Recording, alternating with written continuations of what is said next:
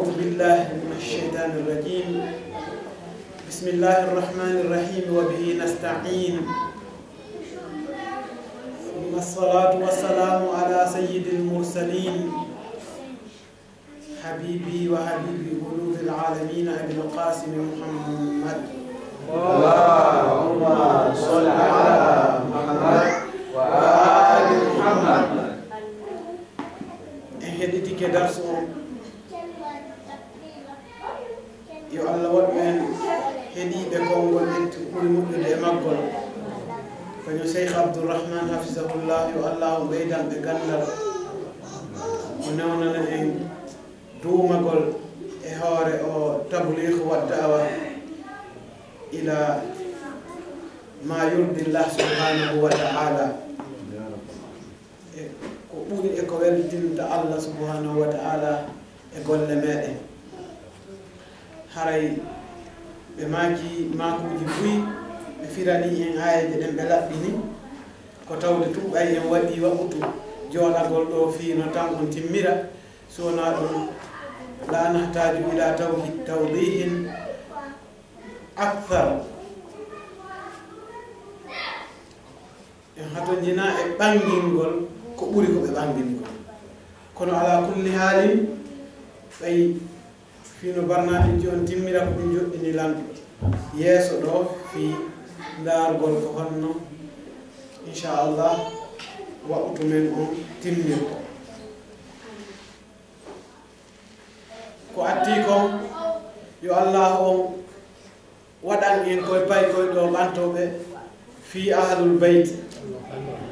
yo Allah newnan en enen kadi continue en tawata ko ɗum ɗo woni ko ɓuri himmirde en e nder gurdam meɗen.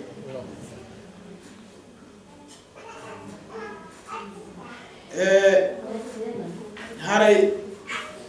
ngal duɗal men ɗo ko duɗal ngal andanɗen hoore meɗen ngal ala hay e juuɗe gooto ala ɓantongal illa Allah subhanahu wa ta'ala ko Allah subhanahu wa ta'ala tuuri ɓantongal e hoore wakkilare immorde e meɗen. ɗum ɗon noon ko sart gañagol ngol ko be wakkilo ɗen yo Allah waɗu en wakkiliɓe ɗum noon ko hakkunde sonnaɓe e duhiɓe. so a nani duɗal ngal ɓantike ko tawde sonnaɓe hino wakkili janngugol ko ɗum waɗi hande hadis imamu Ali alayhi afdalu salati wassalam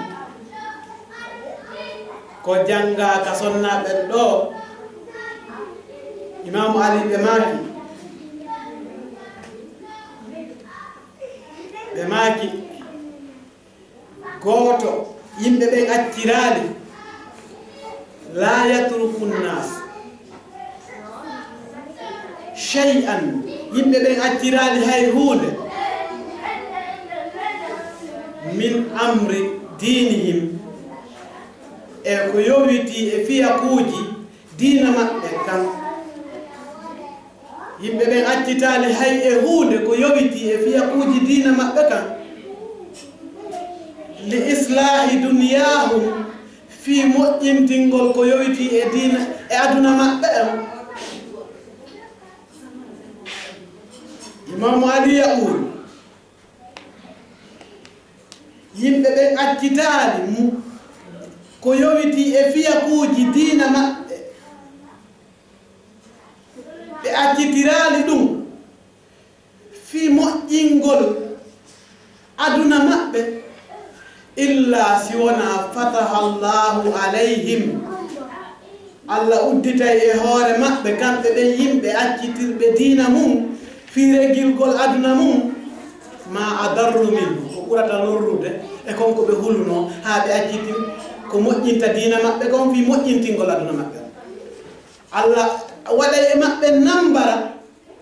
ɓurmo ɓe huluno on haa ɓe acciti diina maɓɓe kan fi moƴƴintingol jolkum kum ɓe hayni aduna fi uddugol kum ɗum noon hino heewi mise si a wii ngal duɗal ɗo ko haɗata araga duɗal ɗo ko fi regilgol haajuji ma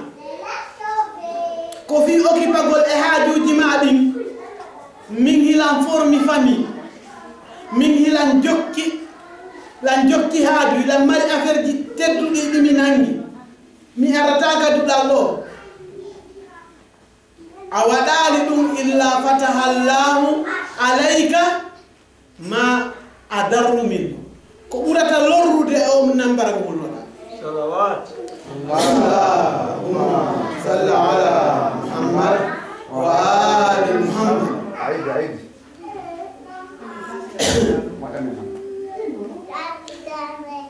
ɓe ɗaɓɓirilan fillitagol hadis mo janguɗen on enen ɓaawo ton hara imamu ali alayhi salam ɓe maaki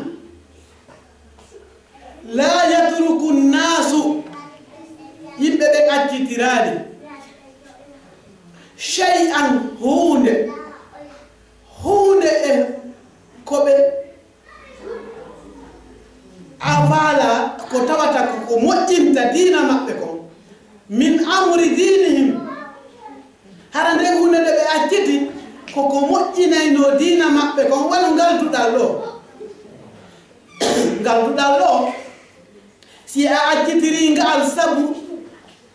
ngal yaniri sengo ma woni noon si tawi ko a suddiɗo woni si tawi ko a duhiɗo woni ko a wonɗo wo la yatruku nnasu imamu ali ko ɗum sappi yimɓe ɓen accitirali chey am hay hunde ngalduɗal ɗo ko chey min amri dinihim ko yoɓiti e fiyakuji diina maɓɓe kan li islahi duniyahum fi darnugol suudu to innugol miɗo mawɓindirde mbuuɗi min lammari ñamale ɗe mi kippi lam faala ñawlade lam faala wadde hunde kaari miɗo ñawli lammari komi regina lammari famille li islahi duniyahum fi moƴƴintingol adduna maɓɓe on gooto waɗirali ɗum illa fataha llahu alayhim si wona allah uddita e hoore ɓen waɗuɓe ɗum ma adarru minhu ko ɓurata lorrude e konko ɓe wonno dogude yo allah ta waɗu en eɗen yimɓe ɗo imam ali kadi fa hiñiɗe yewta yewtere maɓɓe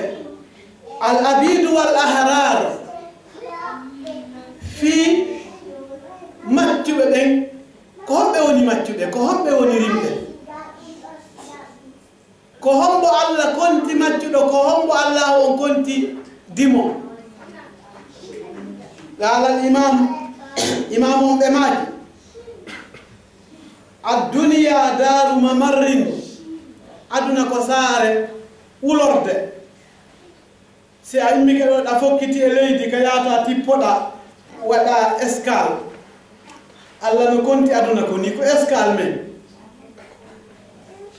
wa in tala al umru hay si tawi ngurdam ɗan juutiri en enen hiɗe reni ɗum ko juuti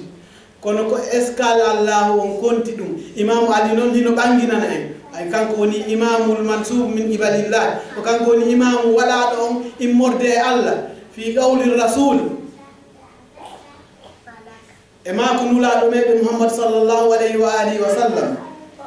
o inni aduna ko saare feƴƴugol tun laadaru maɓarrin wonaka hoɗeteni wotamo ƴetta ɗo hoɗo wotamo ƴetta ɗo ko darnete sa a darni ɗo a darni ko yana ko ɗum waɗi e yewtere go himɓe maaki wabnu lil garabi mahe ko yana si dargal ngal memminike iza zulzilatil ardu zilzalaha si leydi dillinama zillande mayro ndaare ko waɗi japon ɗo aye bato e hoore muɗum ko hoɗi ka nder ndiyam no yoolo bato ko woni ka nder ndiyam tawata ko ton dogata ɓay nammara allah on ari ɗi rettiɗe yooni kanje tigi e hoore ko ton ɗe woni ko ton ɗe wuuri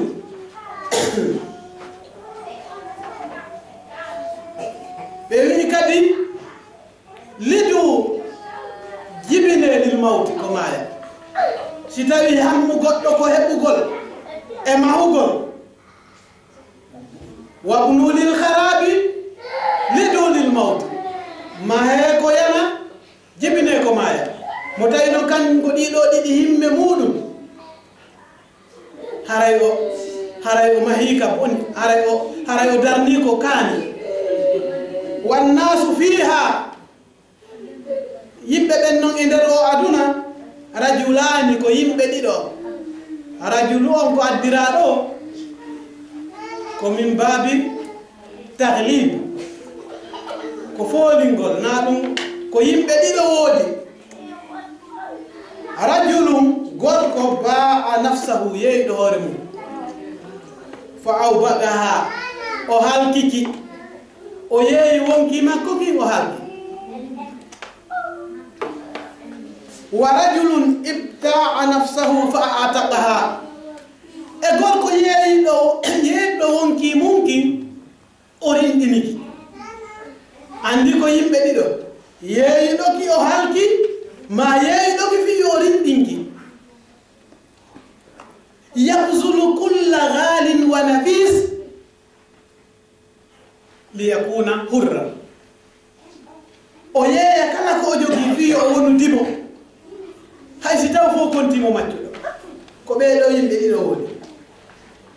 joni noon al ustaduna al kabiru shahidul mutahari ceernojo meɗen mawɗo no wiye shahidul mutahari jeyanoɗo e yannoɓe sahid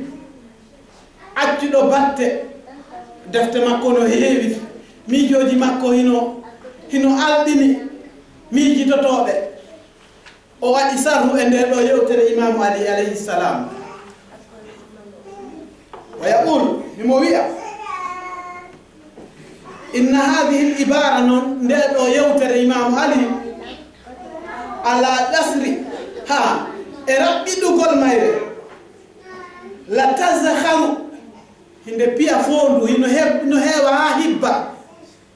bil maani manaji heewɗi ɗi yewtereji imamu ali ɗo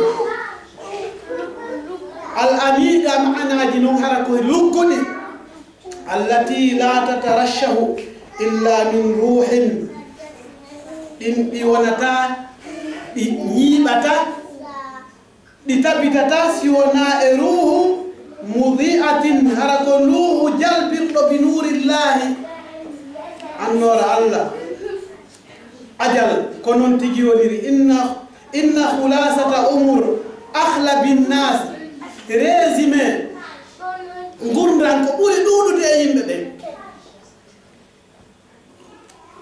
si a résumi a raɓɓinɗini gurdan ko ɓuri ɗuɗude e yimɓe ɓen wa ma al asaf wondude e sunno ɓurɗo heewude malheureusement ko ɗum woni wa ma al asaf hiya al ubudiyya ko ɗum woni maccangako ko maccinɗinnanagol e hoore no hiɗen saɗi maccangako e hoore gereji wonɗe aduna allah ɗin fof ko haɓugol ko wiyete maccangako hara oti noon ko won dogude ko ɓaawo liyakuna abdan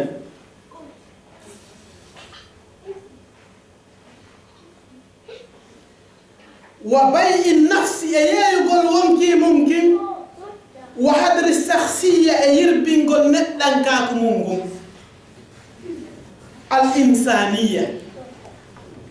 ko wi'imo neɗɗo kon hara ko yo yirbin ɗum ɗon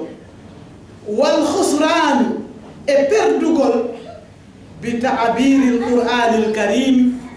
wano alqur'ana on yewtiri en ɗum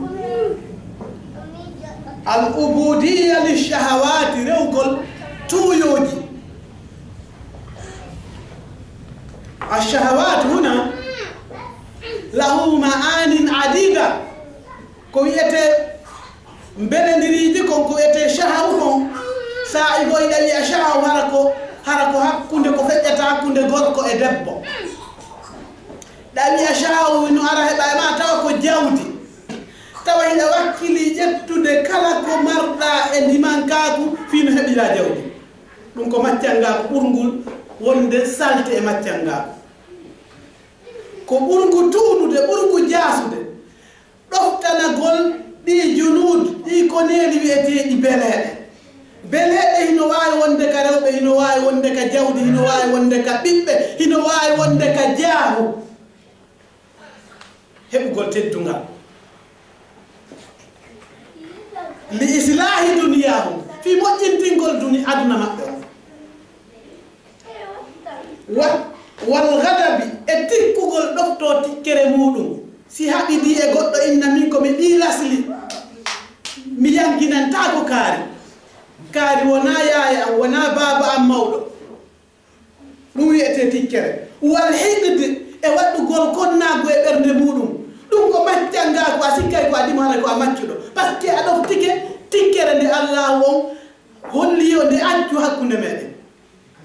a woni maccuɗo e hoore ɗa sikkude ɗa ko a hon tawa ko tikkere wonma dirisude na l'islam ko hombo jaasi ɓuri oɗo tawata ko tikkere wonma giidude tawata ko gañaneni wonma giidude ko a maccuɗo gañaneni yona hay ko yiye والوقوع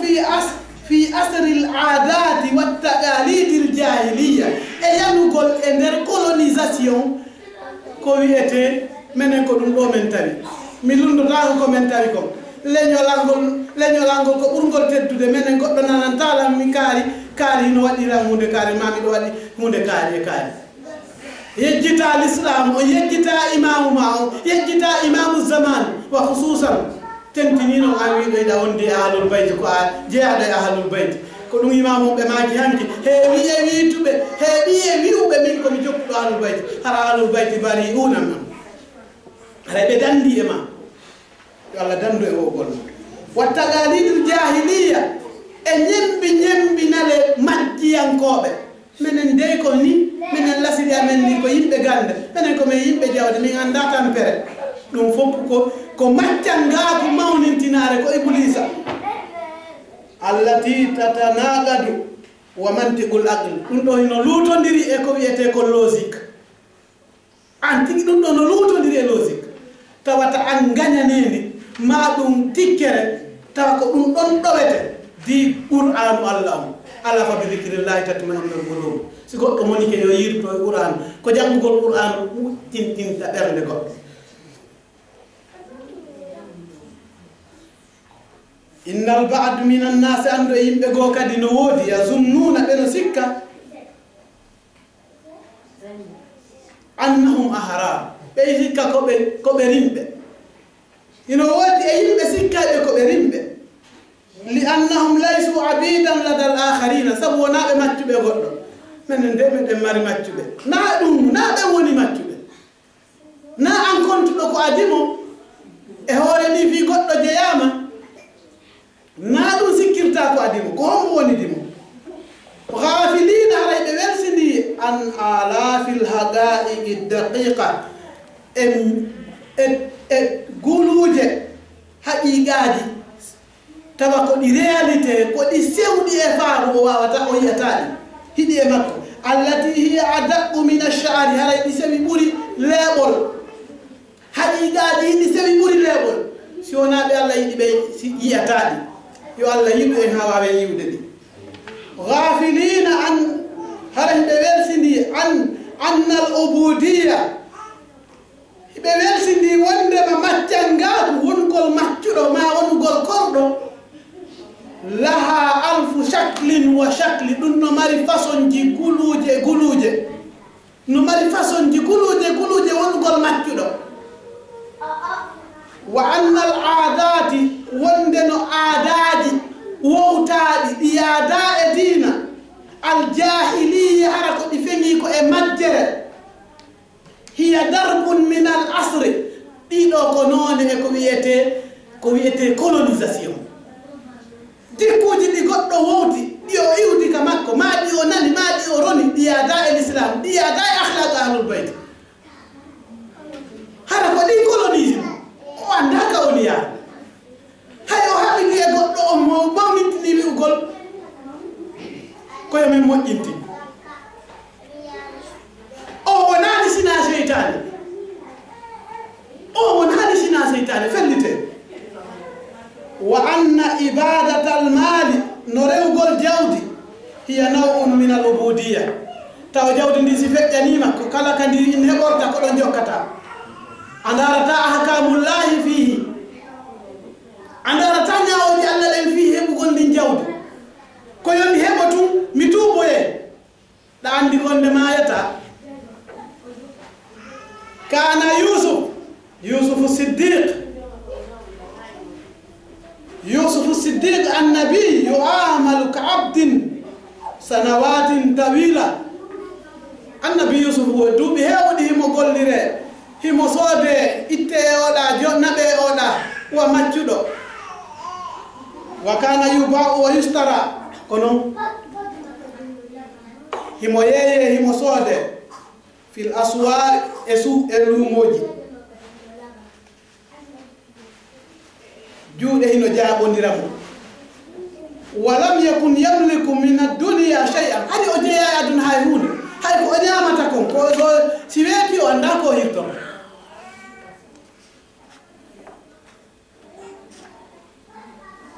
لقد كان يوسف من وجهة نظر مادية عبدا تلما كماتريا سادارين توي كو مكي كو ولا مكيدو باسكي أصودته أويه غير أنه أوتيت العكس في قصته. عندما كنتر إن قصة النبي يوسف لم يكن عبدا كان حرا ونحن جياد تايكو كوديمو ما أجمل كان قصته ما أجمل نساء مصر.